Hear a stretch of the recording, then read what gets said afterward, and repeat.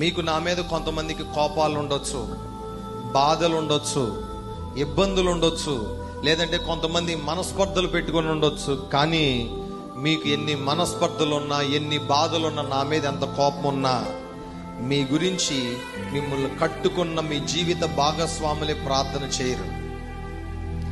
మీ కన్న బిడ్డలే మీ గురించి ప్రార్థన చేయరు.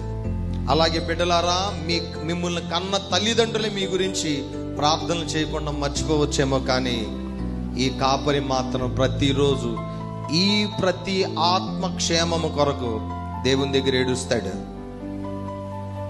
దేవుని దగ్గర ప్రతిరోజు మోకాళ్ళేసి ఏడుస్తాడు. మీలో విరోధమైన స్వభావం ఉన్న, మీలో బాధలు ఎన్నున్నా, ఎన్నో మనస్పర్ధలున్న ప్రతి వాటిని పక్కన పెట్టేసి, ప్రభువా ఇదిగో వారి పరిస్థితి ఇది నాయనా, వారిని జ్ఞాపకం చేసుకొని దేవుని దగ్గర అంగలార్చి ప్రార్థన చేసేవాడు, మీ క్షేమాన్ని కోరేవాడే మీ ఆత్మీయ కాపరి.